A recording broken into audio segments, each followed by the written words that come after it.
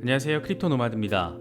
요 며칠 이더리움 클래식 시세 움직이는 모습을 보면 딱 지난해 이맘때쯤을 떠올리시는 분들 많이 계실 것 같습니다.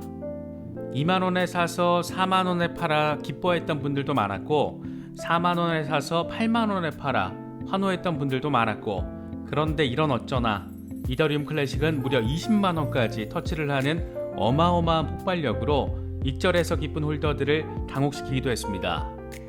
계속 지리멸렬한 흐름을 보이다가도 일단 한번 시동을 걸면 무섭다 싶을 정도로 시세를 받는 게 이더리움 클래식이기도 한데, 요즘 이더리움 클래식이 거론도 많이 되고 관심도도 부쩍 높아지고 시세도 반등세를 확인하는 것은 이더리움 때문입니다.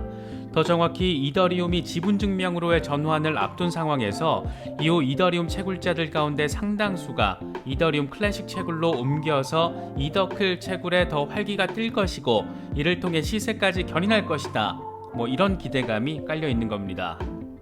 이더리움과 별개로 이더리움 클래식 자체의 호재도 예정되어 있는데, 5월 1일부터 이더리움 클래식의 채굴 보상이 기존 3.2개에서 2.56개로 줄어들게 됩니다.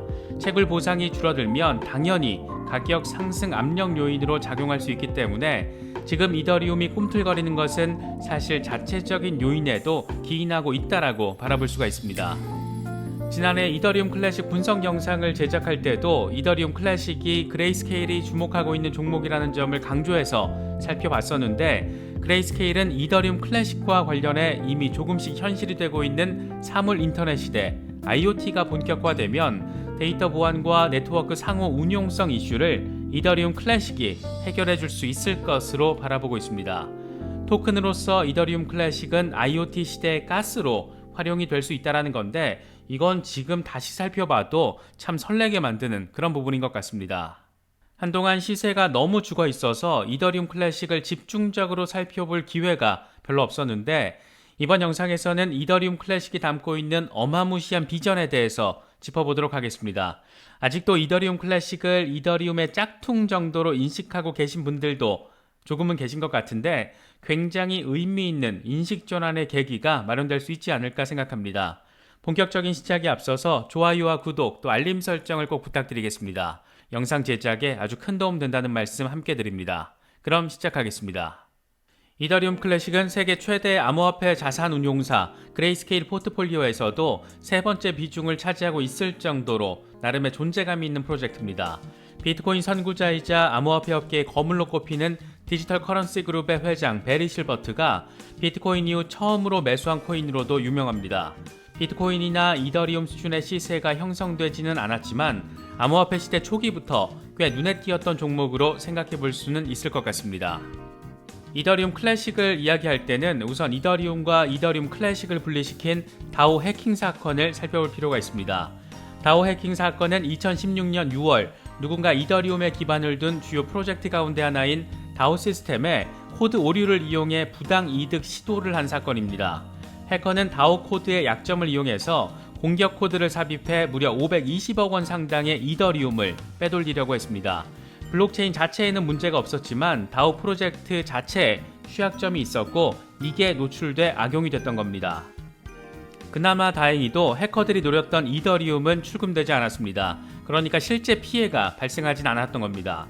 하지만 해킹이 발생했다라는 사실 하나만으로도 이더리움 생태계에는 큰 충격이 올 수밖에 없었고, 당시 이더리움의 시세는 21달러에서 순식간에 13달러로 주저앉았습니다. 이때 개발자들 사이에서는 해킹당한 부분만 블록체인을 다시 쓰자는 하드포크 방안과, 상황에 따라서 블록체인의 기록을 변경하는 것은 블록체인의 원칙에 어긋난다라면서 해킹 결과로 이뤄진 거래도 인정하자라는 목소리가 대립하게 됩니다. 블록체인의 기본 철학인 누구도 위조나 변조할 수 없는 신뢰 시스템을 지켜야 한다라는 주장이었습니다. 결국 이더리움은 하드포크로 인해서 갈라지게 되는데, 해킹당한 기록을 수정한 것이 지금의 이더리움이고, 해킹 기록 그대로를 가진 구형 블록체인에서 계속 채굴을 진행하고 있는 것이 지금의 이더리움 클래식입니다. 클래식이라는 표현이 붙은 것은 원조, 고전적인 의미를 보여주기 위한 명칭으로도 바라볼 수가 있습니다. 지금이야 이더리움이 전체 암호화폐 시장 넘버 2 알트코인의 대장의 위상을 갖게 되면서 시가총액 수준에서 이더리움 클래식이 이더리움에 비교할 수준은 아니지만 원래 출발점을 봤을 때는 이더리움 클래식이 원조이고 다오 해킹 사건으로 원조에서 떨어져 나온 것이 지금의 이더리움인 겁니다. 이처럼 이더리움과 이더리움 클래식은 원래는 한 배 속에 있었습니다. 하지만 다오 해킹 사건 이후 서로 독립 생활을 시작하면서 지금은 전혀 다른 형태로 진화하고 있습니다. 이제 이름만 비슷할 뿐 세부적으로 보면 특징 자체가 꽤 반대되는 지점에 서 있다는 점을 느낄 수가 있습니다. 먼저 이더리움 클래식이 작업증명인 반면 이더리움은 작업증명에서 지분증명 방식으로의 변화를 한창 순조롭게 진행하고 있습니다. 발행량의 경우 원래 이더리움 클래식에는 발행량 제한이 없었지만 다오 해킹 사건으로 이더리움과 갈라지게 되면서 이더리움 클래식은 2017년 12월 11일 전반적인 네트워크 업그레이드 방안을 발표하면서 500만 블록마다 새로운 시대로 접어들고 채굴 보상 역시 시대가 바뀔수록 20%씩 감소하는 정책을 수립했습니다. 올해 5월 1일에 이더리움 클래식 리덕션이 예정돼 있습니다.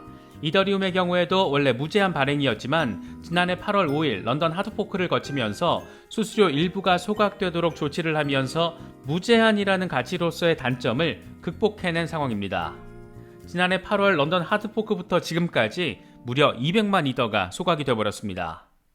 특히 이더리움의 경우에는 각종 디앱을 비롯해서 디파이 금융, NFT, 다양한 프로젝트들의 세계 최대 규모 생태계를 구축하면서 새로운 신화를 써내려가고 있는 반면 이더리움 클래식은 전통을 지키면서 독자적인 노선을 이어가고 있습니다.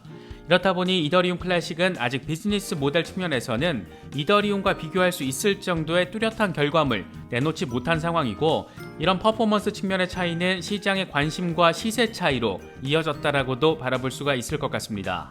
이더리움 클래식은 암호화폐 업계의 거물 베리 실버트의 눈에 들면서 주목받은 코인이기도 합니다. 베리 실버트는 2016년 자신의 트위터를 통해서 비트코인이 아닌 첫 번째 다른 가상화폐를 샀다. 0.5달러에서 리스크와 보상이 있다라는 점을 느꼈고 냉정하게 탑승했다라고 밝혔습니다. 베리 실버트는 비트코인이 7달러일 때부터 매수를 한 인물인데 이더리움 클래식의 경우에는 우리 돈으로 500원 정도일 때 사들였던 겁니다.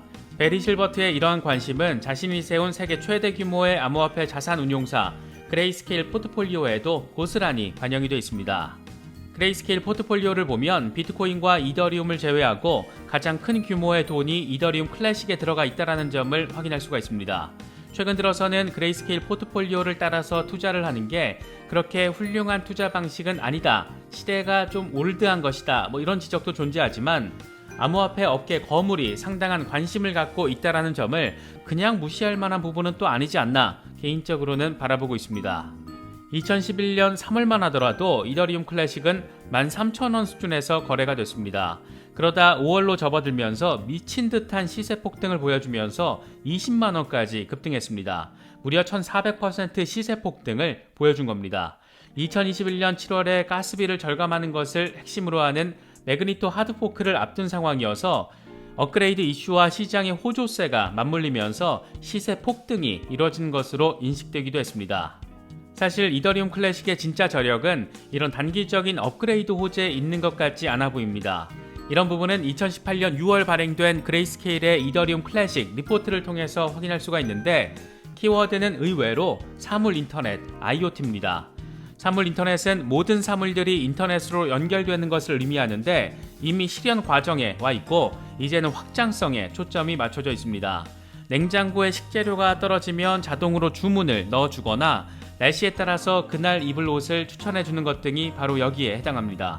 모든 사물을 연결시켜서 일상도 도시도 또 회사도 모두 스마트하게 만들겠다는 것을 목표로 하는데 4차 산업혁명의 핵심 키워드 가운데 하나로 꼽히곤 합니다. 우리에게 의미가 있는 것은 이 무한 확장성과 가능성을 품고 있는 IoT를 블록체인의 관점에서 실행할 수 있는 존재로 그레이스케일이 지목한 게 바로 이더리움 클래식이라는 겁니다. 해당 리포트에서 그레이스케일은 2025년 예상되는 IoT의 경제적인 효과가 무려 3.9조 달러에서 11.1조 달러에 달할 것으로 예측하고 있습니다. 이런 IoT가 제대로 구현되기 위해서는 수많은 데이터들이 오가야 하고 네트워크의 상호 운용성이 중요해질 수밖에 없습니다. 데이터 보안과 네트워크 상호 운용성 이슈를 이더리움 클래식이 해결해 줄 수 있을 것으로 그레이스케일은 대놓고 기대감을 밝혔던 겁니다. 그레이스케일은 리포트에서 우리는 이더리움 클래식이 글로벌 IoT의 기회를 극대화시킬 것으로 믿는다. 즉 우수한 기능을 갖춘 확장 가능한 기술 플랫폼으로 이더리움 클래식을 바라보고 있다라고 강조했습니다.